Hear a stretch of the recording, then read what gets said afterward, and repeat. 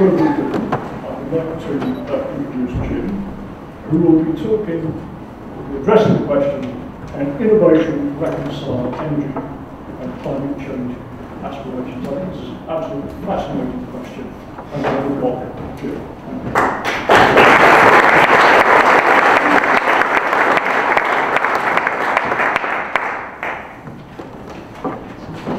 Okay, thanks very much for that, Paul. I was actually looking at the Twitter feeds before I came in. I read one very quickly, and I thought it said that somebody was exiting Jim Skea's innovation lecture. Then I read it more quickly and said they were excited about Jim Skea's innovation lecture. So I'm flattered by that, and also no pressure. I want to do this.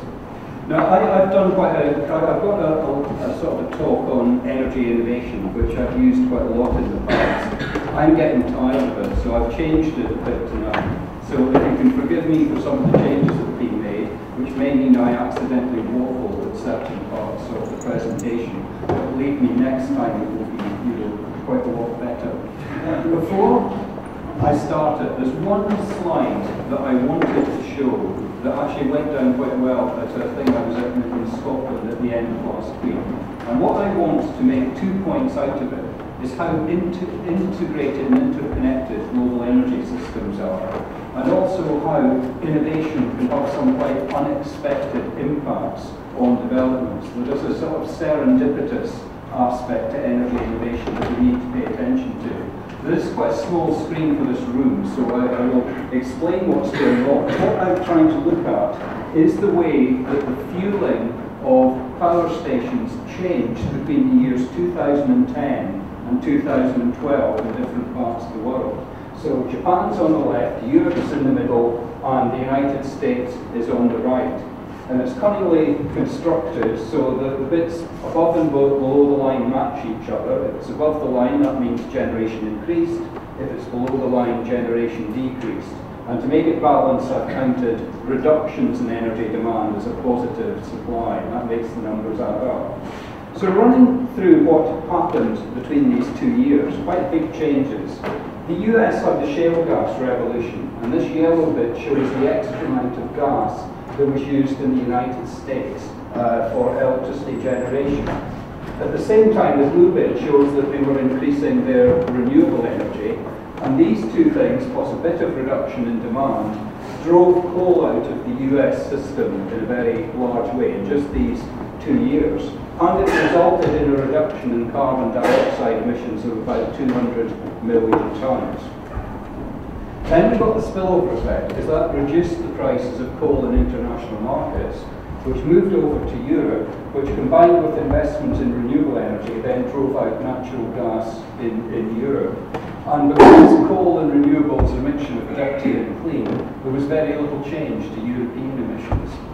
These two same years we had the Fukushima accident in Japan, which drove out all this nuclear energy, and this was picked up. Some of the gas that had been previously used in Europe moves across to Japan. They increased their oil use, and they actually have quite a massive reduction in energy demand that helps to balance things. I think this tells a very interesting story about the interconnectedness of global energy markets, and how when you push the balloon in one place, it pops out somewhere else effectively. And in fact, the carbon reduction in the US, up to about 40% of it effectively then leaked out to other parts of the world to be reflected in emissions. Now, the other point I wanted to make about this one was innovation, because the three sort of changes that I've marked as causes rather than consequences all have a kind of a backstory in terms of innovation behind them. Obviously, we've been developing renewable energy, and there's been a lot of R&D and demonstration going on in these areas that's helped to push renewables, a bit like pushing water uphill for me is the kind of innovation, because you've got to get over the cost barriers for renewables. The serendipitous part of it was the innovation that took place in shale gas there, because there was a kind of breakthrough in 2008 when Mitchell Energy first of all drilled successfully for shale gas in Texas, a serendipitous change that was only partly, very partly driven by public stimulation. A lot of it was happening through private sector activities, a very entrepreneurial spirit. And finally, you will find that Japan, I've been looking at the numbers, it has invested $76 billion in research, development and demonstration for nuclear energy over the last 30 years or so. And then that's the story you get at the end of it. You know, the nuclear generation falls away. In fact, you can discover if you just simply divide the amount of money invested by the amount of nuclear electricity produced, it comes down to about $10 per megawatt hour if you simply add the numbers up. So a lot of differences. Innovation is part of the story for each of these changes, but it's had rather different effects and has certainly been really quite unpredictable. Now, this is the main outline of the talk I'm going to do. I'm going to start contrasting the climate challenge with what the kind of business as usual energy outlooks are saying where the global energy system is going to go. I'm spending a little time going to look at what it means for fossil fuels, and I see Christopher McGlade there, whose paper I will be referring to in the course of that. And then I do want to focus specifically on energy innovation. What's happening at the moment, what resources you might need for a major change, and how they should be used. So the resources we need is kind of money in, and how they should be used is more about innovation out, which is an equally important part of the picture. So the first one, this is the classic picture from IPCC Working Group 1 from the last assessment report. On the horizontal axis, it's got cumulative emissions of carbon dioxide starting from about 1870. And on the left-hand side, vertical axis, it's got global temperature increases. And this diagram is assembled from a mixture of the historical record and forward-looking climate models.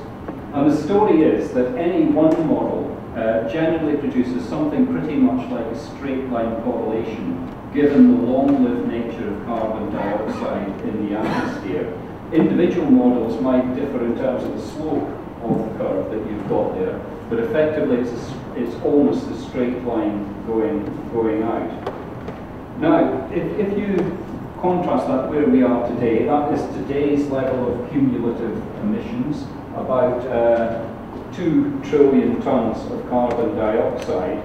And this, taking account of the uncertainty, is the range of emissions that you would need, remaining emissions that you would need to have to get to the global climate convention target of 2 degrees. There is a lot of uncertainty around it, but the median of all the models says it's about here, which takes you up to 3 trillion tons, and 3 minus 2 gives you the trillion tons of carbon dioxide that many of the NGOs have picked up and said is the carbon budget that the world has if we're going to keep within 2 degrees. I should emphasise that IPCC didn't ever say the world has got a 1 trillion ton, a trillion ton CO2 target. That's the interpretation that many have made on the IPCC report. Now, there is a big contrast between this and what you might call the business as usual future for the world's energy system. And this is a diagram from Shell's last scenario report with the new lens scenarios, which I quite like, where they explicitly take on the contrast between a more business as usual look at energy and what would need to happen if you were going to get climate change under control. So these lines are their scenarios, global emissions of fossil fuel related carbon dioxide. They go up, they start to peak around the middle of this century and come down again. But no way do they meet that trillion ton kind of budget that people have put in place. This, from the International Energy Agency, is the scenario that would get you roughly to 2 degree target. And as you can see, it follows a very different path, with global emissions peaking about 2020 before they start to come down again. And Shell's interpretation of this, these are exploratory scenarios, but they're plausible, potentially unfeasible, because it may result on impacts on human and economic activity that are not sustainable. But on the other hand, the normative scenario that gets you to the 2 degrees is theoretically feasible. You can construct a set of theoretical technologies that get there. But to many who are currently working in the energy industry, that's a seemingly implausible pathway for the future. So we have that kind of contrast there at the moment about 2 very different views of the world and where it might end up. Now, what does this mean? It's not compatible with mainstream energy outlooks. And one thing that we've done in our team is actually to systematically look not through the IPCC scenarios at this point, but to look through the outlooks for global energy use that have been produced by a number of different international organisations, some in the private sector and some in the public sector. So in the private sector, we picked out ExxonMobil, BP and the Shell scenarios, and more in the public sector, we picked out a variety of International Energy Agency projections, the US Energy Information Administration and OPEC. And we've assembled them. The best year of comparison is 2040. That's a convenience because they all happen to end up roughly at that point in the future.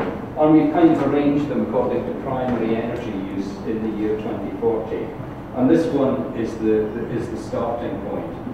Now, this one diagram here is the IEA 2 degrees scenario, and it shows fossil fuels, this dotted line here, going down by 2040. You need to get fossil fuel use down to be compatible with the 2 degrees.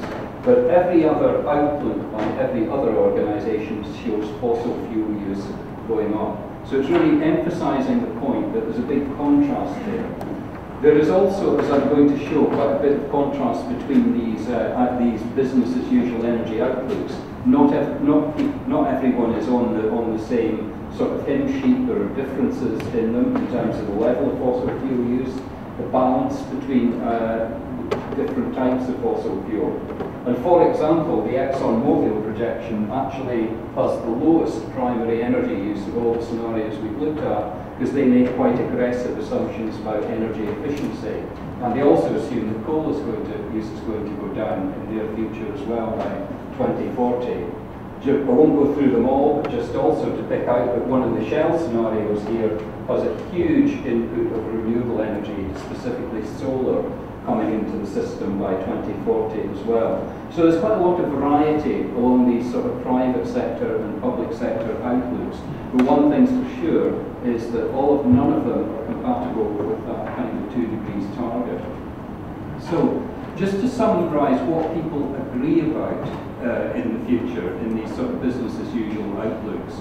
One is that energy demand is going to rise globally, that's absolutely certain. But it's certainly saturated in developed countries. You can have economic growth in developed countries now without adding to your energy demand. And you could in fact start to see energy demand saturating in some emerging economies such as China by the late 2020s. There is also a very robust conclusion that electricity will take an increasing proportion of demand. That is absolutely sure. Some of it may be simply because of automation, information communication technology, but in some scenarios there's also electricity used to a greater extent for electric vehicles. Other point that people agree on more on the energy supply side, that fossil fuels will continue to dominate the world energy system. I think as Christoph and Paul have shown, there is no physical constraint on fossil fuels that will solve the climate change problem. And the two areas that everybody expects to increase over the coming decades are, first of all, natural gas, which everybody expects the market to go up, and also that renewable energy, particularly wind and solar energy, will form an increasing part of the global energy system as well. And in some parts of the world, there are niches which they're already cost effective. It doesn't need public support to make them happen. They will sort of run by themselves. But the other area is that the business as usual people also think that there are areas of difference. There are differences in views about the extent to which oil demand peaks or plateaus. And worthwhile emphasising that if oil demand peaks, it will be for demand reasons, not supply reasons, in many of the scenarios. Most of them see coal use going up, but some of them it could go down. And two very big areas of agreement on the supply side are the role of carbon capture and storage, which Shell, for example, thinks could play a rather big role. In fact, it's encouraging to a large degree. Other companies much more sceptical. And the role of biofuels. And that, I have to say, has been, if you look at these different outlooks over time, every year you look at them, the expectation about biofuels goes downward. And that's a mixture of assumptions about fossil fuel availability and questions about the sustainability of biofuels more broadly. So that's one in which people are disagreeing about. On energy demand, I would say the biggest issue that people differ on is what happens to energy use for transport. Some of the outlooks, particularly coming from North America, think that the future of transport is going to look very much as it is at the moment. We might see greater natural gas in some kinds of vehicles. We'll certainly see some hybridization, but essentially it will be the internal combustion engine will continue. Whereas in some of the other scenarios, there's a much bigger switch to alternative fuels, whether it's battery, electric, or whether it's hydrogen fuel cell vehicles. So the world, even in these business as usual scenarios, could be rather different, and this has quite different implications for innovation. Now, what does it mean for fossil fuels? And this is the one point where I do show an excerpt from Christopher's paper, which appeared in Nature, has been extraordinarily influential, saying, to what extent can we continue to burn fossil fuels if we go towards 2 degrees? And I'll just pick out two graphs from it. One on oil, which shows basically how much oil you could be burning out to 2050, and with gas, how much gas you could be burning out to 2050. And just to pick out a couple of specifics there, for the oil, there is no Arctic as far as I can see in there, right? Yeah. But for gas, there will be an expansion of shale gas in the picture. So some new sources of fossil hydrocarbons will come through, especially on the gas side, but much more scepticism on the oil side. Worthwhile thing, what they did was very conveniently to compare their scenarios with the set in the IPCC database and show just where it sits. So their scenarios are very definitely within the range. Now I've got a few slides I've put together myself on fossil fuel, also looking at the IPCC databases. And one of the problems that I have with these kind of diagrams which show ranges of uncertainty is you assume that they're underlain by a set of curves that are suddenly either higher or lower. Now this is not the case, because you find that a scenario that's in the first quartile in 2030 may be in the third quartile by 2060. And there's a bit of a spaghetti diagram underlying these kinds of curves. So what I did was to go into the most recent version of the IPCC database, the so-called shared socioeconomic pathways, and pull out what kind of expectations you need to have to see roughly a 2-degree scenario, the famous representative concentration pathway 2.6, actually being met. So I'm going to flash these up very quickly to give you a sense of some of the uncertainties that are underlying this. So this, first of all, this is fossil fuel carbon dioxide across a range of scenarios and a range of models. And the big story is, of course, emissions go up for a bit, they come down, and they drop a lot. The interesting thing is that they actually drop below zero in many of the scenarios. In other words, we're expecting an energy system that sucks CO2 out of the atmosphere rather than put CO2 in, if you're actually going to get to that 2 degrees in the second half of this century. So that is quite a radical difference. Now, you might expect there to be no difference in this, but I just want to emphasize this diagram is only fossil fuel CO2. And all of these models also cover agriculture, land use, and other kinds of emissions. So whatever they do for fossil fuel CO2 is being balanced by other things happening to land use, bioenergy, agriculture, etc., which is why you still get some variability, even for something as physical and basic as 2 degrees. If you then go to primary energy, this is the kind of diagram you get, a much wider spread, with some scenarios saying primary energy demand being the same at the end of the century, others saying almost a factor 2 to 3 increase in some of the scenarios. You switch it down to fossil fuels and you get an even bigger kind of spread. We're sort of all over the place by roughly the end of the 21st century. And one of the models and one of the scenarios showing a kind of primary energy demand that ExxonMobil could only dream of by about the year 2040. So a lot of variety within these scenarios. Break it down into the individual fuels, that's the numbers you get for oil, that's the numbers you get for gas, again a lot of variety. And for coal, we have actually a particularly fascinating picture where coal use actually goes down in some of the scenarios till 2040 and then rises again as you develop carbon capture and storage and can take the CO2 out of it. So you'll agree, I don't think I know how much fossil fuel will actually be burned, even in a 2 degrees world. There's a huge amount of uncertainty there, a lot to be played for, and I think the role of innovation in sort of addressing these issues will be quite interesting. Now, the other thing that I wanted to flag up was the role of carbon capture and storage in this. It is absolutely critical if you think that you're going to get to these 2 degree kind of scenarios. And this, I just pulled out the amount of energy use that would be associated with carbon capture and storage, combined with either fossil fuels or bioenergy in many of these scenarios. And just to give you a sense of this is current primary energy demand globally. This is the kind of level you've got. And in the scenarios, if you imagine that you've got to pipe CO2 associated with all this fossil fuel and bioenergy, there's probably at least as much CO2 being piped around as gas and oil is being piped around the global energy system. It is a huge, huge amount. When I did this and showed this graph like this in Scotland at the end of last week, I realised that people didn't know what 100 exajoules was, so I invented a new unit called the Lungannet, which is Scotland's biggest power station, which will shortly close. And 100 exajoules is basically the equivalent to 500 Lungannets, I discovered by doing the calculations very carefully, assuming a Lungannet goes at full blast, and that's where it goes. So it gives you a sense of just how much investment globally you would need to achieve this. And finally, this is the very final one of these diagrams I pulled out the IPCC database.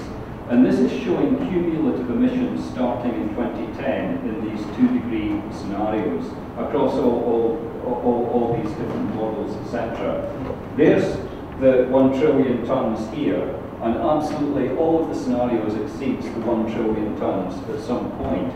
Partly because many of these models and scenarios are quite optimistic about emission reductions in other areas like agriculture and land use. But of course the critical thing is that most of them actually turn over the top and start to come down again as the energy system becomes a net sink for carbon dioxide rather than a net source. So we have a very interesting picture here where I know a lot of the German colleagues I know are very critical of these scenarios because they're not compliant with the magical 1 trillion tonnes which was interpreted from IPCC. So I hope I'm giving a sense about the size of the ambition you would need to transition away from the kind of business as usual feature of the global energy system and the one that would be needed to be compatible with 2 degrees.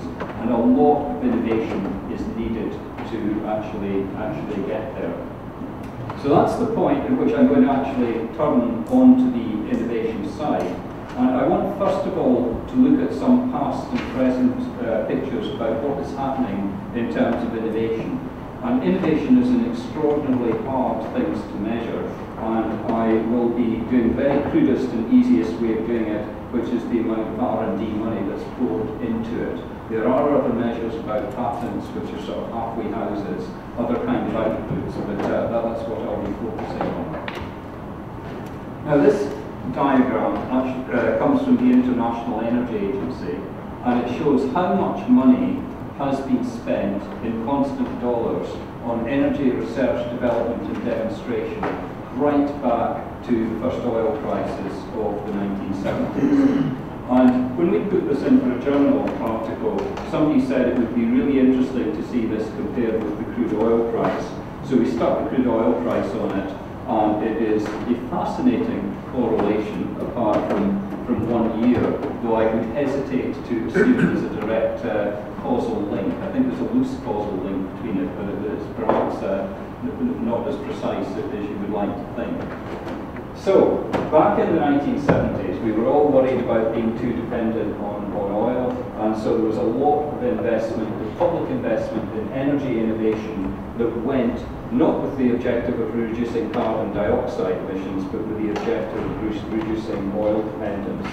So there was a big peak, around $20 billion US a year equivalent in 2012 dollars, was put into public sector energy R&D at that point. Oil prices came down again through the early to mid 1980s, and frankly, people took their foot off the accelerator in terms of the energy innovation, and the R&D spend started to go down again, really quite significantly. And it went through a trough that lasted roughly from the late 1980s to the early 2000s, before it started to rise again, almost coincidentally with the changes in the oil price. I should say there is one humongous spike in the curve there, which is entirely associated with the US Recovery Act, and they put a lot of money in one financial year into energy innovation and capital investments, and that's simply the explanation for that. So we went up, we went down, and we've been going up again. And we'd argue that much of that increase in public sector innovation has been associated with a desire to reduce carbon dioxide emissions and greenhouse gases. Now, the other thing that I want to flag up about this diagram is not just the volume of R&D spend, but what the focus is. What were we actually spending it on? And the message here, back in the 70s, a huge chunk of it was going into nuclear R&D, the purple bit of it there. There was also a spike in fossil fuel investment down there, and I should say much of that was aimed at getting us to burn more coal so that we burned less oil. That's actually how I got into energy. I was trying to figure out how to get the UK industry to burn more coal instead of oil, which does seem perverse in precisely the later part of my career, but you've all got to start somewhere.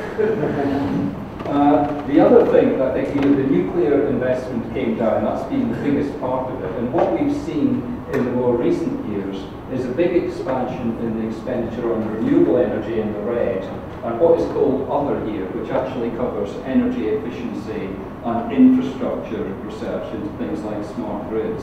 So we've seen a big shift over that period of time away from nuclear towards renewables, towards energy efficiency, towards infrastructure, and even a slight rise in the fossil fuel side of it, which if you burrow down into it, you will discover is essentially associated with investment in carbon capture and storage research.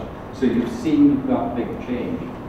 So that's what the public sector is doing in terms of trying to shift the energy system. And I would argue that that R&D is being focused and has the ambition of inspiring sort of transformational change in the energy sector. And really much of it is about getting to a low carbon energy system. Now, it's much harder to get a hold of what the private sector is doing, but this is the picture that we've managed to pick out from the European Commission's Innovation R&D Scoreboard. And this is a snapshot of what the 2,500 largest companies in the world, largest R&D companies, were spending in the year, in the most latest financial year.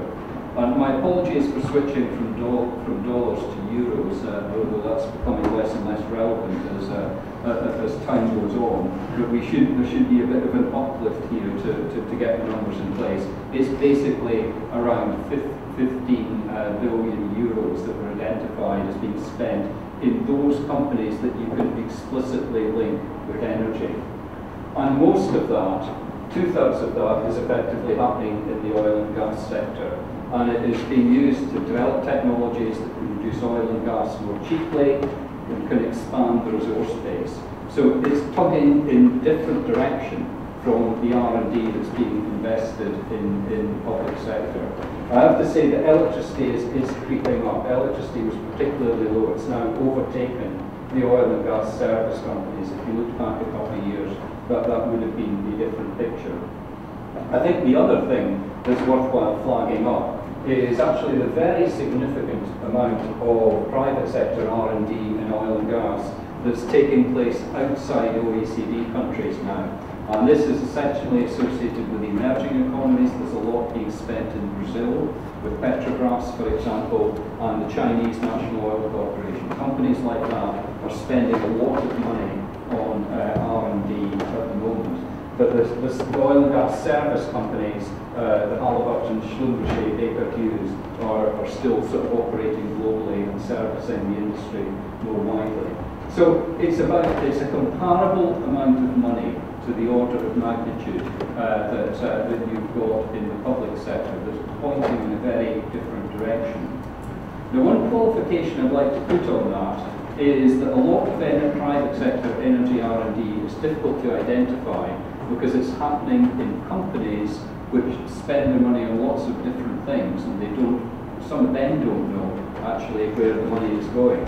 So, for example, Toyota is one of the largest global spenders on R&D.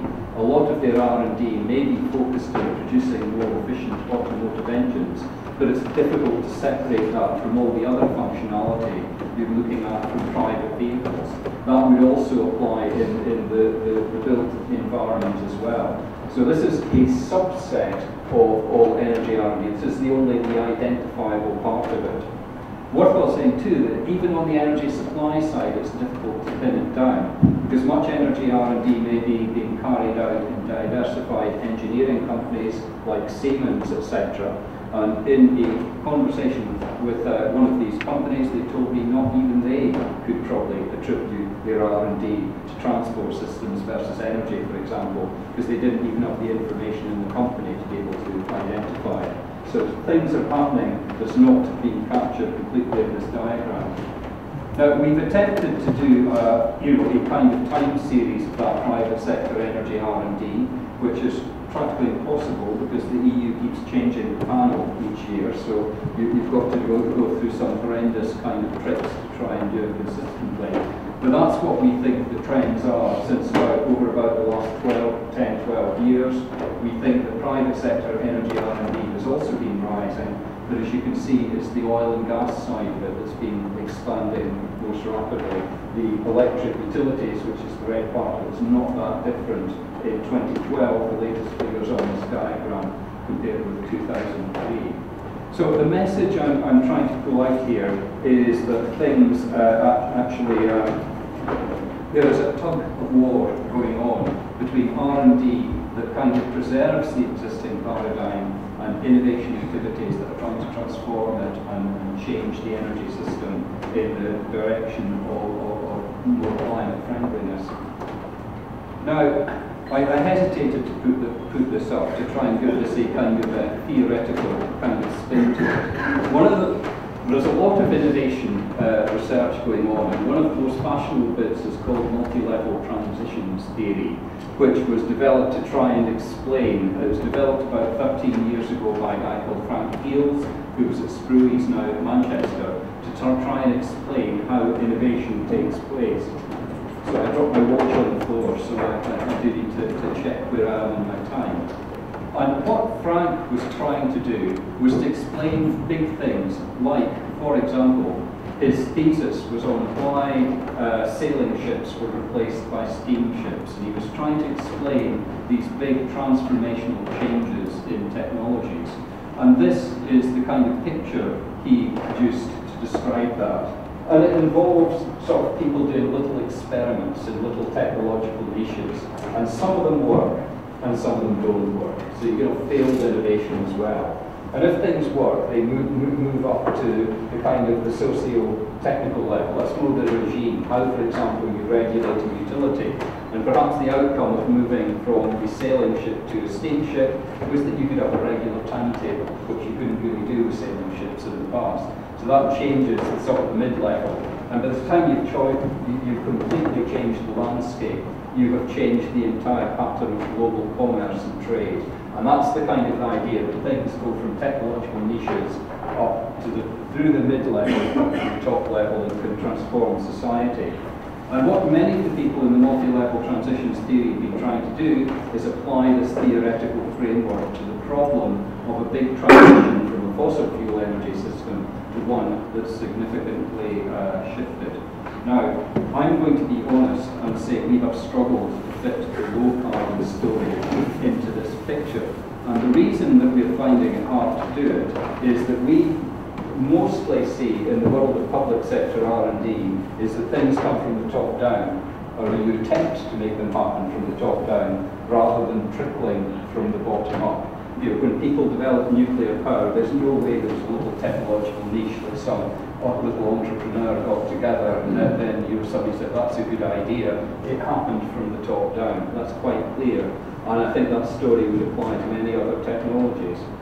The interesting one is that we can actually tell Frank Keel's multi-level transitions theory for shale gas. It's a perfect framework for describing what actually went on when small to medium-sized companies experimented, were entrepreneurial, did interesting kind of things, and actually changed the picture. And the story of how Mitchell Energy, for example, pioneered shale gas in the US, you can tell entirely through this story of one company persisting at something.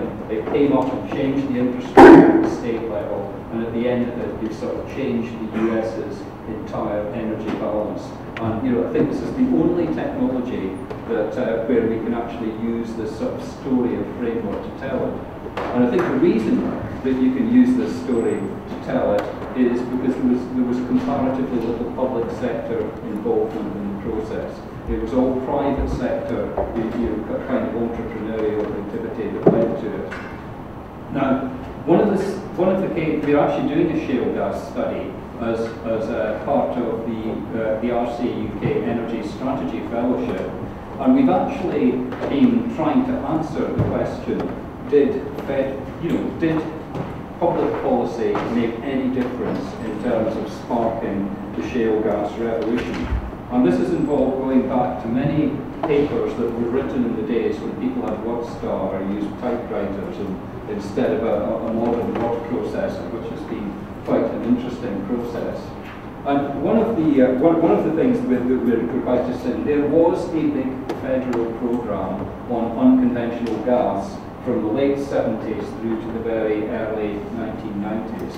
And it was inspired by the need to try to make the US more self-reliant and not necessarily import oil and gas from the outside. And that unconventional gas program spent about $220 million over its life, and about 90 million of these went into the so-called Eastern Gas Shales program, which is the green bit of the expenditure down there. And the reason it went down is that Ronald Reagan was elected on a mandate to reduce federal spending and R&D. That's why it actually disappeared. But basically, some people, including the Breakthrough Institute in California, have been arguing that that federal R&D was the absolute key to unlocking the whole shale gas revolution. I myself am a little sceptical about it because I think there was a lot of prior innovation that enabled the revolution to take place, and I think probably some of the companies would have persisted and got there anyway without federal support. But Mitchell Energy did the breakthrough, got money from the Eastern Gas Shales program in the late 1970s. They also got money through another scheme called the Gas Research Institute, but they didn't actually make their breakthrough until about 5 or 6 years after all the funding was turned off, which I think is interesting. They persisted, and it's documented that they turned down federal funding at various points because it would have revealed information to competitors about their technological and geological knowledge that they didn't want to release. So some very interesting issues there about the interaction between public policy support and private activities. This is from an even older paper. You can see from the Courier font and the obvious flaws in the typewriter used to produce this. But what this one did was to look at another kind of federal support for shale gas, which was a production tax credit that gave money to people who actually managed to produce it. And what it picked up was that, during the short period from the mid-80s to the early 1990s, roughly 5, 6, 7 billion US dollars went into supporting unconventional gas through a mechanism which was not unlike a feed-in tariff to support the gas production. So there definitely was some kind of federal role that managed to get this going. And one of the points that I wanted to pick up on this, there is a big debate running at the moment that if we spend too much money on deployment of new technologies like renewables, that it would be far more productively put into research and development and earlier stage stuff. And this is one example of a case study where I think we found unambiguously, and there's actually a pattern across a range of different technologies, that the expenditure on deployment usually tends to be about 20 times as much as the expenditure on R&D for technologies that have successfully made it to the market. So I think that's actually, we need to explore that a little more, like what the importance of the deployment and the market conditions as well as pouring R&D into the front end. Now, I just wanted you to do a little bit of a contrast with this and look at support in Europe, and I'm going to do it for wind and ocean energy, actually comparing the UK and Denmark. And in both graphs, this is going back to 1975, how much money was put into wind R&D and ocean energy, essentially wave energy R&D at various points. So you can see the Danes were very much focused on the wind energy side of it, and that is obviously demonstrated by Vestas and the Danish deployment of wind. In the early days, the UK kind of thought, well, wind's not for us, we're going to put money into wave energy, and that's what's going to be our future. And both of the expenditure for both technologies dropped off, but we've had a big return in the UK to expenditure on wind and wave, actually, R&D in the last few years. And you can see the kind of consequences there. This is UK and Danish wind output back since 1990. The Danes built up their output steadily, and the UK has had a big explosion in wind output over the last sort of 5, 6, or 7 years. Now, I put wave on that previous diagram. It does not appear on this diagram in terms of output, because I calculated that there was 0.014 terawatt hours of energy produced by ocean energy cumulatively since 2013. So this is quite a difficult number to actually look at. We've done an interesting kind of comparison actually for the UK of how much money we have spent on R&D cumulatively on technologies compared to how much cumulative electricity output we've had from it, and divided one by the other. So for wind energy, it was actually £3 per megawatt hour was the answer we got to, which is actually less than the Japanese spent at £10 per megawatt hour on their nuclear side. For solar energy in the UK, it was £57 per megawatt hour we have spent on R&D compared with the output we got out. Now, I think we could have a guessing game about how much we've spent on wave energy compared to how much output we got out. The answer is £13,000 per megawatt hour. A real bargain. Now that is a story, I think, of what we might do in terms of R&D prioritisation. Now, the last section, and I will keep with the time. It is my belief that we do need to spend more money on energy R&D, but that is a necessary condition and not a sufficient condition. We need to spend the money in intelligent ways as well as just getting money out the door. And earlier this week,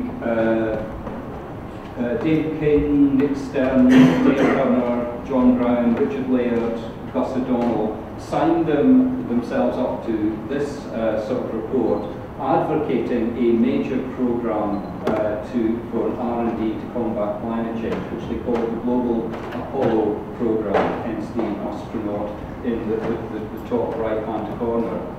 I was at a conference in Scotland on Friday where somebody unkindly said that probably many young people had never heard of the Apollo Programme, which was probably not the best way of characterising it, until somebody then came up and pointed out that the average age of people in the control room of the Apollo missions was 27, so perhaps it was not quite so bad an idea if you're thinking about younger people. But what this has advocated is a target for new baseload renewable energy to be cheaper than coal in sunny parts of the world by 2020 and worldwide from 2025. It's urging countries to devote 0.2% of GDP to this programme, and it wants a clear roadmap for the scientific breakthroughs that we need to actually achieve it. Worthwhile saying that a number of us in the background, we're trying to nudge this in a certain direction. It started out as being all about energy storage. I think we managed to get it to the point where it also covers renewable energy as well. My own personal belief is that you do need a portfolio of R&D activities that's quite wide if you're going to spend it. So I would really warn against the kind of over-focus on particular technologies from this kind of initiative. But the IEA agrees with the general principle that we need to increase our investments in energy R&D. They did some analytical work for the Clean Energy Ministerial in 2013 and urged a doubling of the share of energy R&D in public budgets. So that's a kind of a marker for the kind of level that we might see. Now it's worthwhile saying that for the UK, we have a problem in that our energy R&D historically fell to very significant lows. You'll remember I showed the diagram with energy R&D in the whole of the IEA, going back that sort of dip from the 1970s back to the 2000s. The UK picture, you can take the same diagram, you just chop the whole thing down the vertical axis so that you fall towards zero in that period in the 1990s. We have seen a big increase again in the UK. But we are still low historically compared to our spend back in the 1970s. The UK is also spending low relative to our peers. This compares all of the different International Energy Agency countries in terms of the percentage of GDP devoted to energy R&D. The UK is here, I think it's about 18th in the league table with 0.02%, compared with, I think it's well over 0.1% in Finland, which is the highest scoring country at the moment. So the UK has a problem, and we also have very big ambitions for our greenhouse gas emissions. So our argument is we're low historically, we're low relative to our peers, and we're low in terms of our climate change ambition. And the one last diagram I would say on the volume issue, when I was with the UK Energy Research Centre, we were running a project on technology acceleration, where we tried to look at the benefits for the UK energy system of having available to us a set of low-carbon technologies. And basically that is the solid line here. Going out to 2050, this would be value to the UK economy of having a set of low-carbon technologies available. So it starts down in the current period maybe about 300 million a year, but the value to the economy by the time you get to 2050 and ambitious climate targets has gone to 2.5 billion per year. And if you do a levelized cost calculation on that, you're doing the discounting, you would argue that you would be willing to put in about 800 or 900 million a year into the R&D that would allow you to get to that point, which is a step up of a factor 2 to 3, which is very much in line with the International Energy Agency kind of scale of change. So that's the argument. We think we could profitably spend more money on energy innovation and R&D, but that's only half the question, because you've actually got to do it wisely as well. There is the possibility of spending lots of money foolishly, which was the reason Ronald Reagan cut all the federal budgets back in the early 1980s, perhaps not without some justification in some cases. So the question is where we need to spend it. This is from the International Energy Agency, looking at the difference between a business as usual scenario for CO2 emissions and a 2-degree scenario only to the medium term out to 2030, and saying where the changes need to be made. And about half of them are in the power generation side, mainly through renewables, a big chunk through carbon capture and storage, but the other half of it is through energy efficiency and end-use fuel switching.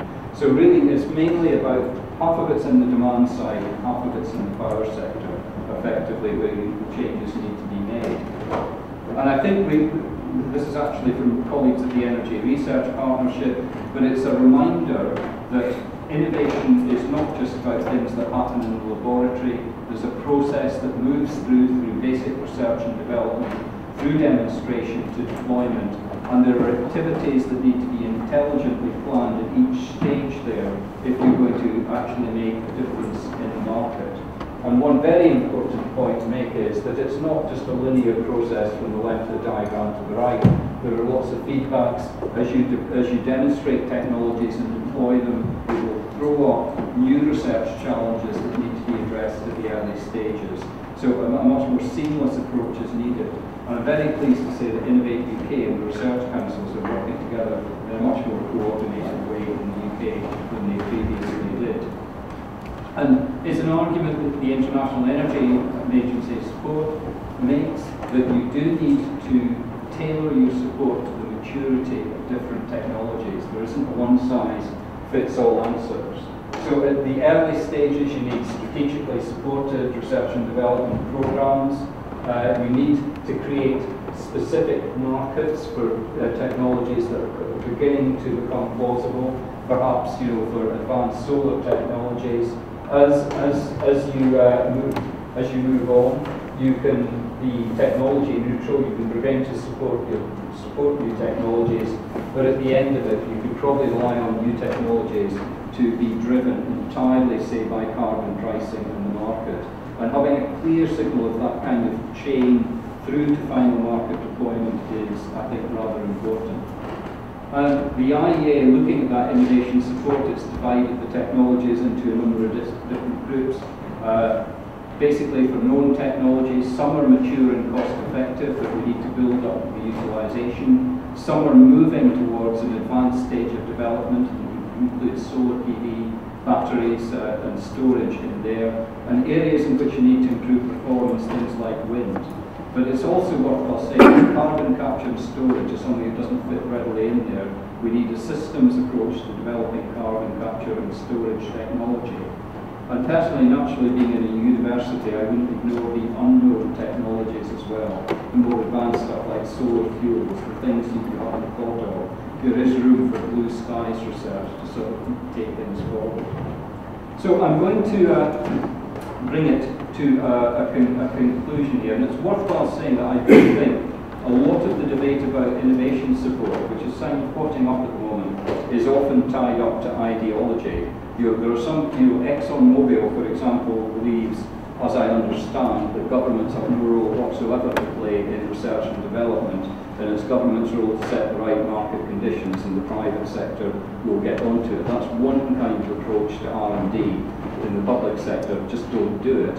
There's another approach, I think, where there's a lot of arguments running at the moment saying we're wasting a lot of money on deployment mechanisms, therefore we should more productively switch that into early stage R&D and cross your fingers and hope that something's going to come out of that. And I think a sophisticated approach is something that's in the middle that's needed.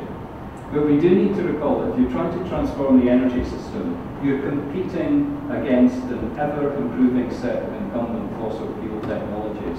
It's not the level that you are actually trying to actually climb up an escalator that's moving down. I am arguing that taking away deployment support, I mean, obviously, if money is being wasted, it should be taken away, and I can think of some technologies that have probably been over-subsidised in the UK, but you do need deployment support to match up with the R&D support as well.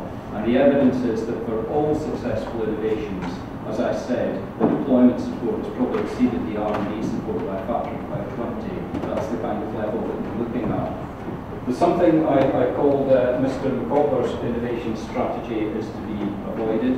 That's the idea that you just keep pouring money in and you keep your fingers crossed that something turns up. There's a treasury approach to innovation, which is you wait for somebody to come up with a good idea because you've always been waiting for something to turn down. That's the opposite of the McCopper approach. Both things actually apply. We need detailed judgments about resource allocation. And the key thing, I think, is about consistent support over time. The kind of stop-go that we saw in the UK on wind compared to Denmark is, I think, tells a story about what the relatively successes are. And the final one, be prepared to give up on some things, and that is particularly difficult made commitments, I think, to certain technologies. So I'm going to finish there. And Bob and I were actually talking before the thing started about the quotation above this. Remember the days of old, consider the years of each generation. And it's quite appropriate because I can certainly remember the days of old with the silver hair I'm acquiring. And this is all about considering the years of future generations. So let's think about it properly.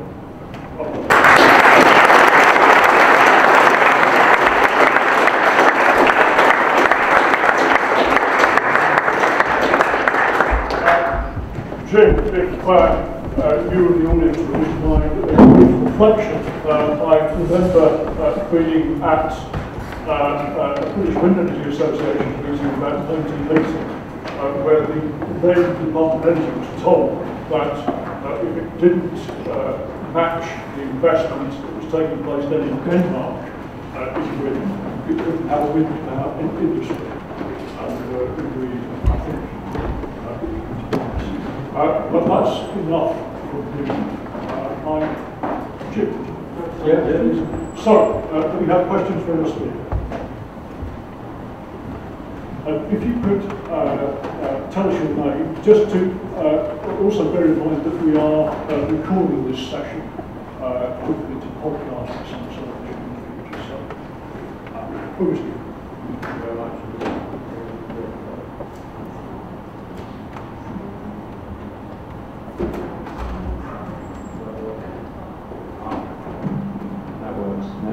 Does that work? Absolutely. Hi, thank you very much. My name is Hugh Parnell. I'm from Cambridge Cleantech, which is a cluster organisation for people doing innovation, amongst others, in the energy space. And Jim, I'm going to remind you of an event that you and I were both at, I think in a hotel not far from here, where the question was posed to the audience the first time around, does the audience think that technology can solve climate change? To which everybody first of all said, yes. And then very second, the question was, do we think we're going to get to our climate change targets? To which 85% of the audience said, no. I just wonder whether you wanted, in the light of everything you just said, to reflect upon those considerations and whether we are in fact moving further away from climate change aspirations since that date, which I think was probably about 5 years ago, maybe longer. Yeah, this is a very interesting time to look at these things because, I mean, 6 months ahead of the Paris conference, I'm actually quite optimistic that we will move in the right direction from that. This is not to say that we will hit any specific climate targets, but I think pieces are actually beginning to come together. Looking at the commitments that countries have started to make in the run to Paris, they emphatically do not add up to 2 degrees. That's undoubtedly the case. The question will be about what you can do, from Paris onwards, about increasing the ambition. But I think one point to make, because of this very cumulative nature of carbon dioxide emissions, you can't keep putting it off. Otherwise, you absolutely lose the window. So the idea that you can do it gradually and you'll sort it by 2050. Sorry, if you haven't sorted it by 2030, I think the 2 degrees has definitely, absolutely gone. I mean, it's a very interesting question about targets because on the Committee on Climate Change, I'm sort of the it person for Scotland because I've got the right accent. And I was just watching, before I came out here, watching the Scottish Environment, Climate Change and Land Reform Minister, sorry, I shouldn't say spinning, Scotland's 4th successive failure to hit its climate targets. And I think there are some very interesting issues about the role of targets and how they motivate action. Even if they're not met, they can still serve a useful function, I think, in moving you the right direction and you getting you moving. Because if the global temperature increases 2.01 degrees, that's not the end of the world compared with 1.99. There is a gradual impact. Paul, do you want to say something? Yes, I have a question. Paul Egan's from UCL. You will have picked up that the G7 summit has come out with a statement that by 2100 we should have got to 0 carbon emissions. I was fascinated by your slide that showed all those different scenarios. The one thing that those slides had in common was that they all got to 0 carbon emissions by 2100, which shows the importance of the cumulative carbon emissions rather than the 2100 number. This issue, and yet the press routinely reported this 2100 announcement was somehow significant in terms of the 2-degree target. I'm fascinated by the communication of this stuff and how difficult it is to get it across. What do you think the G7 communique should have said in order to show real commitment to keep to the 2 degrees? Right. If I can go back to the answer to the last question about targets not necessarily being achieved but inspiring action, I think given where we are at the moment, actually putting a target out that says we will eliminate fossil fuels by 2100, I don't think that will happen. But I think it helps to push things in the right direction, and it plays into a lot of other debates about fossil fuel divestment. So I'm not necessarily of the view that the best thing to put into a complicated public policy debate is a strictly scientifically, rationally constructed argument. I'm not unhappy with what that said. I don't necessarily believe it, but I think it nudges you in the right direction. That didn't answer the question for you, Paul, did it? Good enough. Yes, please. If you can remember to say who you want, please. Adam Whitmore, a question about decarbonisation of heat, and specifically what would your research priorities be? There in part I have in mind, because of the seasonality of the heat load, you've got a very capital-intensive chain running at relatively low load factor. There's a reference on that IEA chart to coal plant heat pumps, for example. I'd just like to get your take on priorities there, in particular for reducing the cost given the seasonality. Yeah. I mean, renewable heat is absolutely necessary, and it's one of the weakest areas in terms of policy terms. We're just not moving on at all. And most of the investment in the UK so far has been in basically biomass boilers, which is fairly standard technology in rural areas. I mean, I think the heat pump question is really interesting, because I think in the early days, if we go back to 2008 and 2009, we were probably quite naive about the expectations. You could just switch the heating system over to heat pumps. And I think there are big challenges around consumer acceptability. Even the phrase heat pump, sends people off in the wrong direction, essentially. One of the interesting things, again, we've been doing work on heat pumps, looking at the Scandinavian conditions, as part of our study. It's very interesting that even in Scandinavia, people are using their heat pumps in reversible mode for air conditioning in summer. And for me, that would be probably the way in if you were actually going to sell that to customers. You would sacrifice the energy you use for a bit of air conditioning in summer to get the benefit from having electrically vector technology in winter. But the other issue raises is the integration into the energy system, which is absolutely critical, because if you don't manage it intelligently, you will get very high kind of loads. So I think the question of smart grid and how you manage it, the kind of algorithms you use for actually getting heat pumps, turning them on and off, is going to be absolutely critical. I think it's also a great shame that we're taking heat storage out of our dwellings at a rapid rate as we invest in condensing boilers, because I know when I put a condensing boiler in, that the first thing the man wanted to do was take the heat storage out, which would have been several kilowatt hours worth of heat storage capacity that would have been jolly useful for the future, that nobody is ever going to want to put back in again, because you won't be able to store your carols.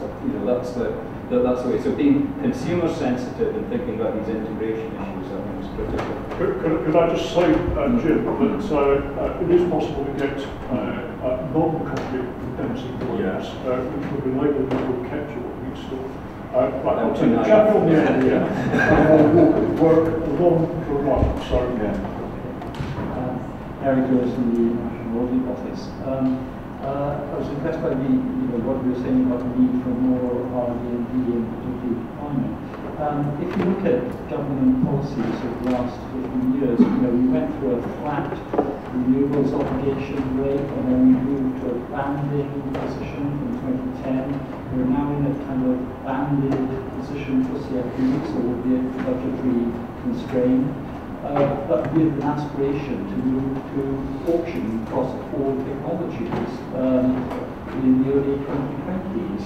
So my question really is twofold. One is, do you think the government has got a coherent picture of what it wants on this? And do you think, as a secondary question, the framework for deciding those, making those decisions is adequately objective, and what would you like to see different?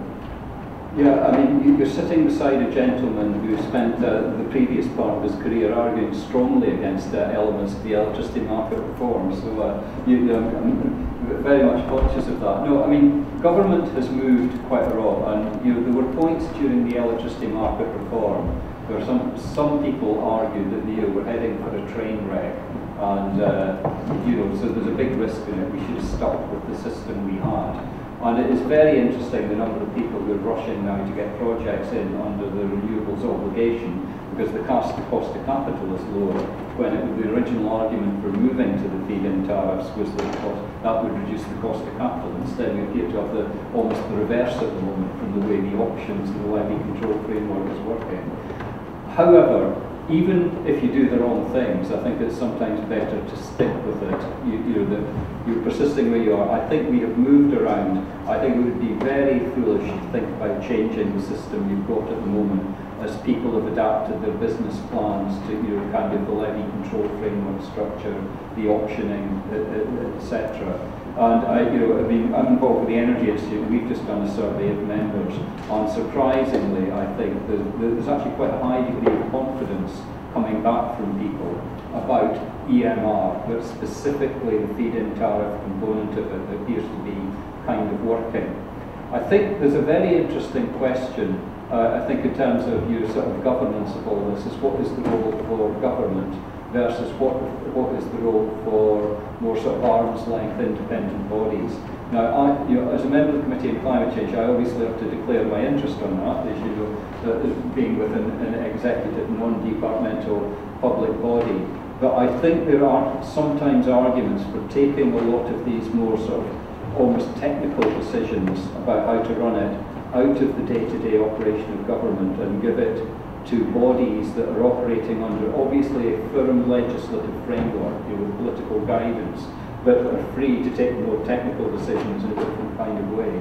So I think that's quite an interesting question. I know that various people in the past have pushed for offices of energy, etc., that would do that, would sit outside government rather than being formally part of it. And I think there's some pointers that bodies like that can sometimes be quite successful. But I don't think there's the kind of political flavour of the month at the moment. We have the chappie sitting next to the previous question. Keith McLean. Jim, you showed a graph earlier on which I think was saying that if we find the technology, a low carbon technology, then it justifies an annual R&D spend of 800, 900 million pounds. Now, am I right in thinking that you then need to multiply the 800 to 900 million pounds by 20 in order to get the additional funding that's needed for deployment, or is that already included within your 800 to 900? That would be outside the 800 or 900. I mean, we're spending about 4 billion a year, I think, on subsidies for low carbon energy at the moment in the UK. We are actually spending about 200 million a year on R&D, so that magic 20 number, whether it's right or not, is kind of reflected in the kind of spend that we've got at the moment.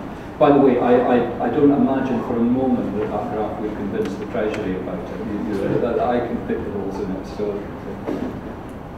the calculation you did was that you would get a return on investment for 800 to 900, but does that then assume that the money, the deployment support is coming as part of a commercial process or a separate?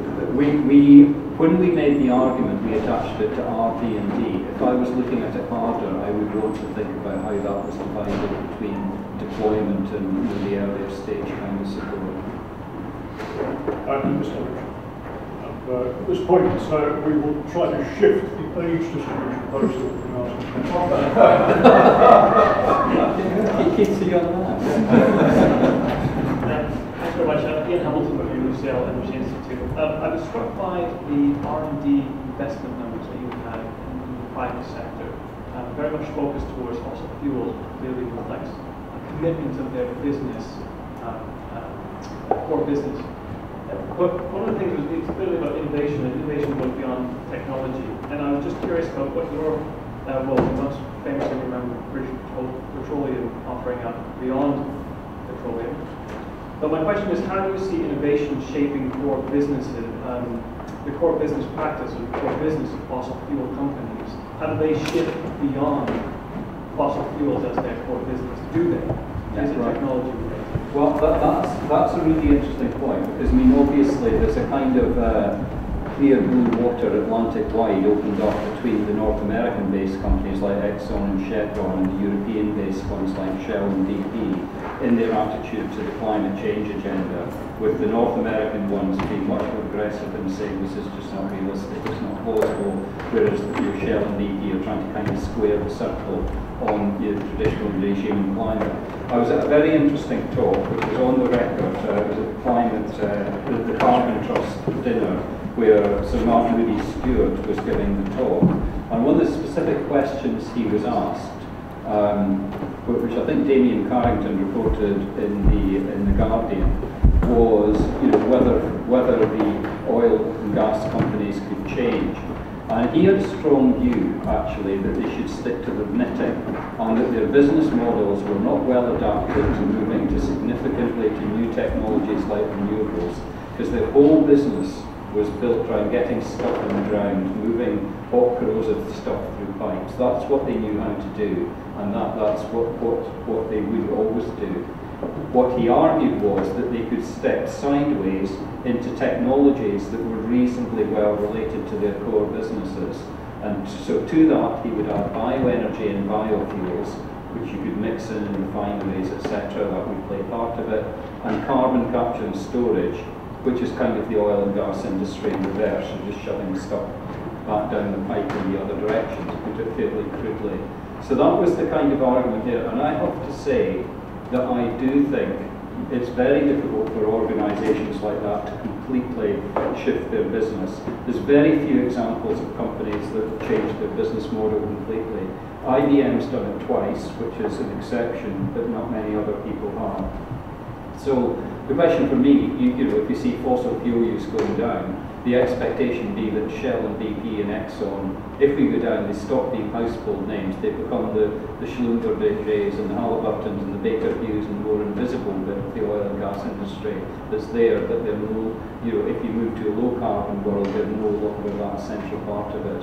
But some other companies, much more disruptive, would be part of the new model. If I could perhaps offer one more example of industries that have actually shifted significantly, I would suggest the bicycle and the sewing machine industry, which between them were responsible for the invention of the motor car. Yeah.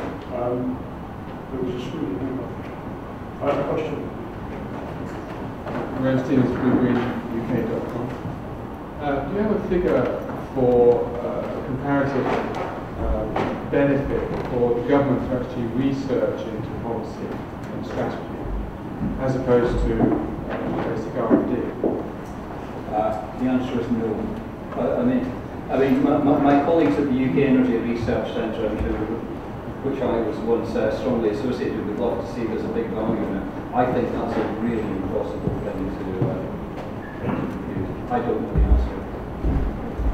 You seem to be beginning with the UK Danish. Yeah, but I thought you were asking about policy research. Yeah.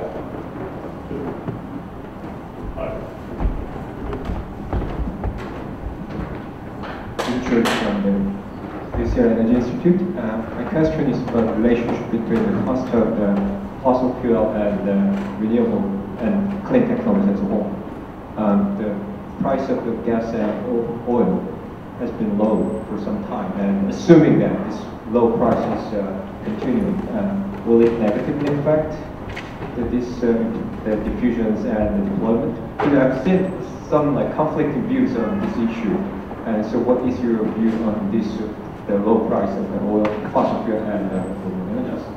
I mean, first of all, I would be sceptical that the oil price will remain as low as it got at the bottom forever. I mean, the Saudis have completely changed their strategy and how to approach global oil markets. I think it's pretty apparent they're trying to drive a lot of other producers out of the system, after which you might see prices coming up again.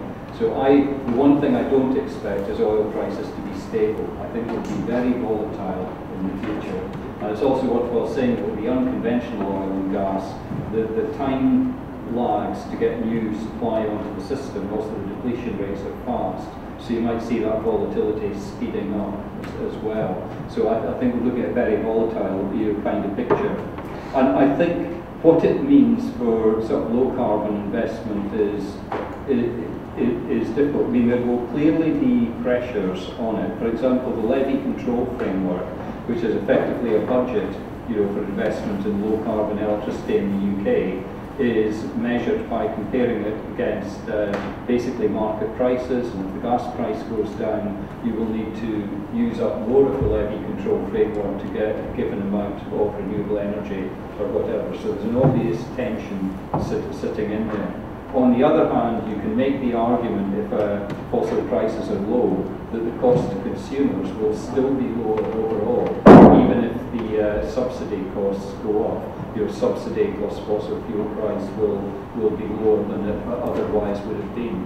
So I think it's very difficult to see what happens. But of course, the other impact of the low prices is that it will drive out higher cost fossil fuel production, North Sea, some of the onshore as well. So it's a very complicated picture, and it's not just a case of fossil versus non-fossil. It will affect what happens within the fossil picture, I think, as well.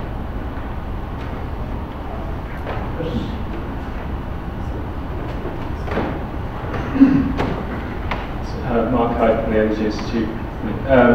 We seem to have a lot to do to get CCS off the ground, and one of the suggestions to add value to it is to use it with advanced oil recovery to make it more economically feasible. Given the need to reduce reliance on fossil fuels, do you think this is a good route to go down? Yeah, I mean, whether we wanted to or not, I mean, there's a lot of CCS projects kicking off in the Gulf at the moment, and undoubtedly the factor that will get them going is that they can be used for enhanced oil recovery as well. It's part of the economics that will make them dry. I mean, I'm interested to hear Christoph's views on it, but I don't think some of the graphs that came out of that kind of paper are inconsistent with actually getting oil, extra oil out from enhanced oil recovery. There may be a limit on the amount of fossil fuel that you can burn or extract, but I don't think that means that you can indiscriminately say that all forms of new development should be ruled out. It still makes economic sense if it's cheap to take the cheapest stuff first before you get the more expensive stuff. And for that reason, I don't think there's any automatic rule that says enhanced oil recovery is the wrong thing. I mean, I can do all sorts of arithmetic and say, well, if you do the CCS, you'll get that amount of oil, and if you extra oil, if you assume that all that oil is additional, of course it's going to be terrible. I don't actually think all of that oil will be additional. That's the key difference. Christoph, do you want to respond to that? Okay, excellent. Thank you. John. Hi Jim, John Barrett, University of Leeds. I'm interested to see how political you're willing to be here, Jim, and wondering what your level of confidence is that the Conservatives could deliver the innovation and investment that you've detailed here under sort of the ideology of a small government, and also whether you think Labour would have been any different. Is anybody going to turn the camera off? Yeah, I think it's the microphone we need to get. No, there's a lot of No, I mean, I will avoid the most egregious forms of political controversy on this. I mean, it is going to be hard to do it against the current environment, against the major potential public sector spending cuts, which all parties would have carried out. Maybe some would have done it to different degrees.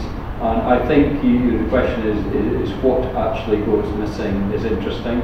I still think the most cost-effective way of using public subsidy is around energy efficiency, which brings all sorts of benefits, environmental, fuel poverty, it's good for the economics of the country. That's where I would probably be holding on to things. But clearly we are going to have tough times. And again, the other trick will be not so much what you actually spend with public purse, it will be what private sector investment you could leverage by designing policies properly. I've completely avoided your question here, John, but you expected it. Yeah. Hi, my name's Jen. I'm from Group Communication. Do you think that there are any renewable companies that could be disruptors like that Mitchell Shale Gas Company in the US? Probably not, because I think for a lot of the renewable technologies, we're actually now starting to make quite incremental progress. I mean, an onshore wind turbine and standard crystalline silicon PV are mature technologies where we're climbing down a cost curve, very, very gradually. I think at the moment there was something genuinely kind of revolutionary about the shale gas thing. None of the technologies that were part of it were particularly revolutionary. It was the way it was put together and the persistence in the market that I think got it there. What I would be looking for, I guess, is things like technologies that might be a bit of a jump. Solar fuels, for example, might be one way. You could talk about battery storage, but again, we've made a lot of progress with lithium-ion, and Tesla is already offering a lot of stuff on the market. And my other area where I think something slightly more revolutionary might happen would be sort of more advanced PV technologies, quantum dot, organic, etc. If we're going to make any significant advances, that's where they are. But I think they will come onto the market quite gradually, because the nature of energy is that we're not discovering any new uses for it. The only thing we can do is do it more cleanly and more cheaply, and that tends to suggest a more incremental process, because we're looking at many really quite mature technologies. Right. Now, we've arrived at 7 o'clock. Is it the theme of the meeting that we should carry on for 2 or 3 more questions? Clearly, yes. at least Tristan thinks so. So, David, do you want to take David first? And apologies that I don't know everybody's name here, but I know some. David, over to you. Thank you, UCL-Energy Institute. Doing another slightly political one, what would you see as the implications for, I suppose, energy policy that I would respect if the vote of the UK to leave the European Union went ahead? I was mindful of the amount of European policy that drives what we do in the UK. Well, I think that this is incredibly. I don't know if you remember during the Scottish independence, your sort of referendum, how many complicated calculations were going on about the implications of Scotland going in sort of their own way for R&D spend. Since, particularly, for example, the Scots wanted to keep the UK at the Research Council since they did so well out of it, for example, in spite of independence. And all of these kind of issues are going to back. If the UK came out of the EU, there's the obvious question. You don't need to be in the EU to participate in framework programs. Norway does. Israel, I think, is in there. There's nothing to kind of stop the UK continuing to participate in these kind of activities, though with less control, over what the outcomes would be. I think there would be a pile of different issues more at the deployment stage, because you certainly wouldn't be sitting inside an EU 2030 package, though Norway does, for example. So, there's a whole set of questions if you got to an EU withdrawal about to what extent you actually withdraw from it. There's lots of different stages, I think. I will take one more question from the floor, and then I think we'll wrap up. So Tristan, I think you were first. Thanks. Tristan Smith, UCL-Energy Institute. You talked about the tension between the private sector spending on fossil fuels and the public sector spending on solutions to the problem of climate change. And I think you quoted the IA that said we might need to double the spending on the sort of solution fund. But you also showed the private sector curve going upwards. So I wondered what the assumptions that were behind either the IA or your own thoughts on what the private sector will now do about spending on fossil fuel cost reduction technology, and whether, if that was to either stay the same or even go down, how much less the public sector side would need to be because it's potential. Yeah, I mean, the IEA numbers, I mean, and I think they would probably admit that there was a lot of sort of wet finger in the air about, you know, that kind of estimate, was taken by starting with that 2-degree scenario. How much CCS do you need to deploy, much new renewable technology, and then you sort of work backwards towards R&D spend, and that's how they did it. And there were a lot of heroic assumptions, I think, you were made in getting to that number. And the message is it needs to be more than it is now. I mean, that's what I would essentially take out of it. I don't think there was any factoring in of, you know, what the private sector are actually doing. Because you can make, I mean, the key thing for testing low carbon technologies is what are the price of fossil fuels, and I don't think you can make much of a direct correlation between the R&D spend of the private companies and, you know, what fossil fuels actually fetch in the market, because it's such a flawed, you know, an imperfect market. It would be very difficult, you know, to make these to make these kind of connections.